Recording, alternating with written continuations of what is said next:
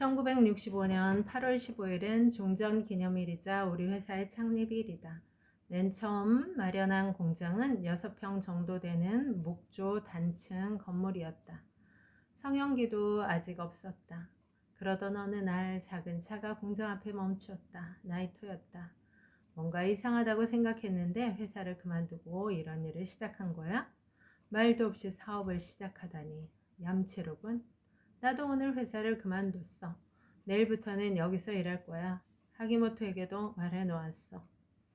나이토는 마치 짐을 싸들고 온 식객 같았다. 여기서 일한다고? 나는 월급도 못 주는데? 월급은 됐어. 나중에 많이 받을 테니까. 아, 저기 하기모토가 왔군. 하기모토는 좀처럼 자신의 의견을 말하지 않는다. 언제나 눈으로 대화를 나누는 사람이다. 그러나 이때는 내일 올 거야 하고 말했다. 나이토, 하기모토, 오카모토, 내 아내, 그리고 아버지와 나 이렇게 6명이 창업 멤버였다. 주산을 잘하는 아내는 청구서 등을 처리했다. 이 사람들과 이후 38년간이나 한솥밥을 먹는 식구처럼 지냈다. 그러나 아쉽게도 오카모토가 지난해 암으로 세상을 떠났다. 아버지는 이듬해 병으로 돌아가셨다. 현재 나이토는 60, 하기모토는 59세다. 주켄 공업에서 한 가족으로 살아온 우리 세 사람은 죽을 때까지 함께할 것 같다. 도미노 화분. 회사를 시작했을 때 나는 30, 오카모토는 23, 나이토는 22, 하기모토는 21였다. 이들은 주켄공업 최초의 정사원들이다. 아버지는 최초의 무급이사였다. 내가 고등학교에 다닐 때 한 선생님이 재미있는 종묘 화분의 의장권을 갖고 있었는데 나는 첫 사업으로 이 디자인을 빌려서 종묘 화분을 만들기로 했다. 그리고 사업을 지원해주던 사람의 토지를 빌려서 6평짜리 공장도 지었다. 우리 제품이 차츰 시장에 알려져서 팔리기 시작하자 한 대기업이 전혀 다른 방법으로 종묘 화분을 만들어서 초저가에 출시했다. 완전한 참패였다. 이 모든 일은 약 1년 반에 걸쳐서 일어났다. 그러나 우리 같은 영세기업에 취직하러 오는 사람은 거의 없었다. 그래서 누군가 입사를 지원하러 오면 모두 나서서 입사를 권유했다. 이것이 시초가 되어 지금도 주켄공업에서 채용은 선착순이다. 대기업의 경영자는 흔히 요즘 젊은이들은 개성이 없어. 지시하지 않으면 움직이지 않는 지시대기형 인간들 뿐이야 하고 투덜댄다. 그러나 대기업의 입사 지원자들은 1차, 2차 입사 시험을 치르고 면접까지 본다. 결국 경영자의 마음에 드는 지원자만 선발하는 것이다. 그러니 개성이 없는 것은 어찌 보면 당연하다. 결국 지시하지 않는 일을 하면 불이익을 받는다는 것을 잘 이해하고 있는 사람, 예의 바르고 회사 규칙을 잘 지키는 사람이 좋은 성적을 받고 채용된다. 거기에 비해 우리 회사는 개성 있는 인간들의 집합소다. 지원하러 오는 사람들은 머리를 빡빡 깎고 눈썹을 이상하게 자르고 통이 넓은 바지를 잘 입는다. 그들은 폭주족들이 몰고 다니는 오토바이를 타고 오기도 한다. 취직하러 왔어요. 그래, 잘 왔어. 언제부터 출근할 건가? 예? 취직된 거예요? 그래, 언제부터 올 수 있어?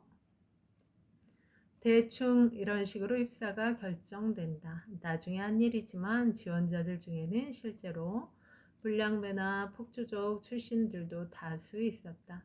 그러나 지금도 채용은 선착순이다. 계속되는 불안과 경영 원칙은 지켜지고 있다. 합리화로 예전처럼 많은 인원을 뽑지는 않지만 아직도 이 원칙은 지키고 있다. 중졸자, 고졸자, 고교중퇴자, 일본인, 한국인, 중국인, 남자나 여자 누구든 평등하다. 누구나 취직하러 올 때는 이력서를 갖고 온다. 그러나 나는 내용을 한 번도 본 적이 없고 그 자리에서 되돌려 준다. 첫 월급은 나이에 따라 약간의 차이만 둔다. 나머지는 본인의 노력에 달려 있다. 기업 경영은 하나의 수단에 지나지 않는다. 회사가 부모라면 사원들은 자식이다. 아무리 말썽을 부리는 자식이라도 부모에게는 둘도 없는 보물이다. 사원을 뽑는답시고 10분, 20분 정도 면접한 후에 합격, 불합격을 결정하는 일은 도저히 할 수가 없다. 같은 필터로 걸러진 사람은 개성이 없다. 정년은 쓰러질 때까지. 퇴사, 재입사는 마음대로. 고대부터 중국은 여러 민족이 흥망성쇠를 거듭했다. 멸망의 원인은 바로 관료화였다. 은행의 승진시험, 종합상사의 승진시험 같은 제도는 조직을 관료화하기 위한 방법이라고 밖에는 생각할 수 없다. 적어도 나는 그렇게 본다. 일 잘하는 사람이 승진하지 못하고 시험 성적이 좋은 사람이 승진한다. 상식적으로도 좋은 방법이라고는 생각할 수 없다. 일본 최고의 실적과 규모를 자랑하는 도요타 자동차에는 이런 바보 같은 승진 시험이 없다. 우리 회사는 출근 카드가 없고 사원이 신고하는 것으로 한다. 야근할 때는 작업 전이나 후에 이메일로 총무과에 신고하면 된다. 이외에도 무슨 일이든 신고로 끝낸다. 국내 출장이나 해외 출장을 갈 때도 신고만 하면 되고 아무에게도 결제를 받지 않는다. 모든 것은 자신이 관리하고 스스로 책임진다. 회사와 사원은 서로 권리를 인정하고 서로에게 믿음을 주어야 한다. 이것은 노사 관계가 성숙했다는 증거이기도 하다. 내가 경영하는 회사 이름 주케는 플라스틱을 연구한다는 뜻으로 명명한 것이다. 제품은 최첨단 제품으로 인정받고 있다. 앞으로도 개발 아이디어는 무궁무진하다. 100만 분의 1g의 톱니바퀴를 완성했을 때의 기분은 마치 맘모스 화석을 발견한 듯 감동스러운 것이었다. 먼 옛날의 맘모스 화석과 최첨단 플라스틱 톱니바퀴. 나에게는 둘 다 로맨스였다. 사장이 기코모토 씨에게 내가 자랑스럽게 생각하는 부품을 보여주었다. 지금은 플라스틱으로 이렇게 작고 아름다운 부품을 만들 수 있군요. 기코모토 씨는 그 톱니바퀴를 지그시 쳐다보다가 웃으며 이렇게 말했다. 이 정도 크기에 만족하면 안 됩니다. 나는 전문가가 아니라 잘은 모르지만 더 작아져야 하지 않을까요? 가능하다면 혈관 속에 넣을 수 있을 정도의 크기로 말이죠. 혈관 속에 넣을 수 있는 크기라. 나는 그 말을 듣는 순간 아차 하고 후회했다. 내가 만든 것은 당시에 나온 부품 중에서는 가장 작았지만 극세 부품은 아니었다. 그로부터 15년간 나는 세계에서 가장 작은 톱니바퀴를 만들려고 노력했다. 즉 마이크로 부품. 12월 어느 날 그에 입사한 어느 여사원이 상담할 게 있다면서 평소와 달리 심각한 얼굴로 나타났다. 무슨 일입니까? 영어를 공부하고 싶어요. 영어를 못하는 게 저뿐이라. 당시 이 여사원이 일하던 부서에서는 모두 4명의 여사원이 있었다. 그 중에서 2명은 영어, 1명은 영어와 중국어를 할 수 있었는데 유독 이 사원만 외국어를 하지 못했다. 뉴욕에서 6개월 정도 어학연수를 하고 싶습니다. 좋은 생각이네요. 다녀오세요. 정말 다녀와도 될까요? 조건이 있어요. 네? 반드시 다시 돌아오세요. 1980년대 한국의 현대자동차가 포니엑셀이라는 저가의 소형차를 북미 시장에 대량으로 수출한 적이 있다. 그러나 결과는 참패였다.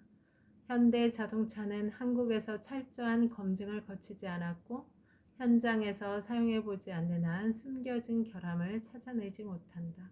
숨겨진 결함을 발견하지 못한 채 수출에 나섰기 때문에 참패를 당했던 것이다. 우리 회사에서는 신기종에 대해서는 2년간 공장에서 철저하고 엄격하게 검증 절차를 거친 다음에 판매하는 것을 원칙으로 하고 있다. 어느 날 미군 캠프의 레스토랑에서 커피를 마시고 있는데 기록윤 씨가 내게 재즈곡을 몇 곡이나 외우고 있는지 물었다. 즉 악보 없이 몇 곡이나 연주할 수 있는지 묻는 말이었다. 나는 300곡 정도 연주할 수 있다고 자신 있게 대답했다. 그러자 그는 마음을 담아서 연주할 수 없다면 외웠다고 할 수 없다고 지적했다. 단지 악보를 쫓아가는 사람은 좋은 연주를 할 수 없다고도 했다. 마추라, 자네 연주를 듣고 눈물을 흘린 사람이 있나? 아니면 자네 연주를 듣는 사람이 잊고 지냈던 것을 떠올린다고 생각해 본 적은 있나? 한 사람의 마음에 말을 걸어본 적이 있냐는 말일세. 매일 자네의 온 마음을 담아서 한 곡씩만 외우도록 하게. 3년이 지나면 1000곡이 넘지. 그것이 바로 진정한 프로가 되는 길일세. 자네가 음악을 계속할지는 아직 모르겠지만 무슨 일이든 마찬가지라는 점을 명심하게. 나는 인생은 얇은 종이를 한 겹, 두 겹 겹치는 거라고 생각한다네. 그렇게 몇 년이고 쉬지 않고 겹친 두께는 아무도 흉내낼 수 없지. 각자 쌓아올린 인생이라는 산은 각각 다른 모습을 하고 있지만 그 산의 높이가 인생의 진정한 가치라네. 기록윤 씨는 한국 사람으로 한국 사람이면 누구나 알고 있는 유명한 음악가다. 안타깝지만 히가시모토 씨와 마찬가지로 지금은 세상을 떠났다. 나는 약 7년 정도 밴드 생활을 하고 그만두었다. 그래서 좋은 추억도 많이 간직하고 있다. 우리 회사의 도산이 머리를 스치다. 몇 년이 지난 후 우연히 핀란드 여성과 대화를 나눌 기회가 있어서 노키아에 관해 물어보았다.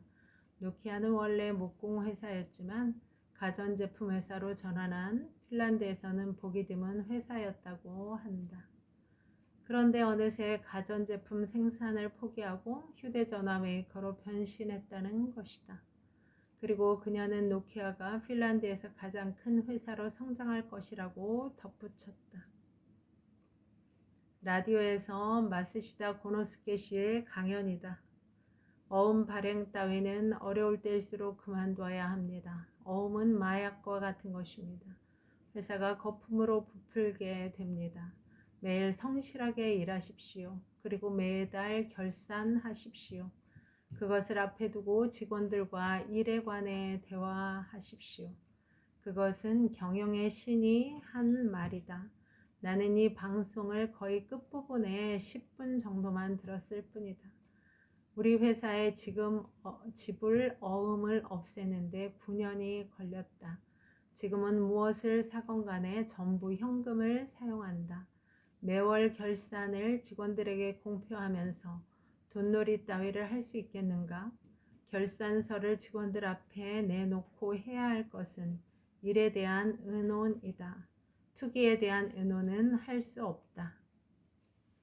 1958년 나는 미에현 요카이치 시에서 막 완성된 에틸렌 공장을 견학하고 그 기술에 감동한 적이 있다. 전쟁이 끝난 후 학교에서 선생님들에게 미국의 기술은 석탄과 물을 가지고 이 나일론을 만들 정도다 라는 설명을 들었다. 이것은 석유화학과의 최초의 만남이었다. 석유화학을 이용하고 나서부터는 유도된 가스도 여러 종류였고 그에 따라 만들어진 플라스틱 원료도 다양해졌다. 그 후 여러 가지 새로운 수지 합성이 진행되었고 지금은 수천 종에 달하는 많은 플라스틱이 만들어지고 있다. 어느 날 나카타 선생님이 우리 회사를 방문하셨다. 다나카는 80세가 넘는 선생님을 붙잡고 집에 돌아가지 못할 정도로 질문 공세를 퍼부었다. 오랜만에 제대로 된 토의를 해봤네. 자네는 어디 대학원에서 공부를 했나? 아닙니다, 선생님. 저는 중학교밖에 못 나왔습니다. 그래서 선생님의 저서에 의지해서 여기까지 오게 되었습니다. 선생님을 이렇게 뵙게 되다니 이런 영광은 없을 겁니다. 나야말로 매우 기뻤네. 이렇게 내 학문이, 내 공부의 성과가 살아있는 현장을 볼 수 있었으니 말일세. 그건 그렇고 정말 열심히 공부했구먼. 주켄 사람들 마추라 모토. 여러분, 오늘도 좋은 날입니다. 오늘 하루 잘 살아내느라 수고 많았습니다. 힘내세요. 다음에 또 만나요. 감사합니다.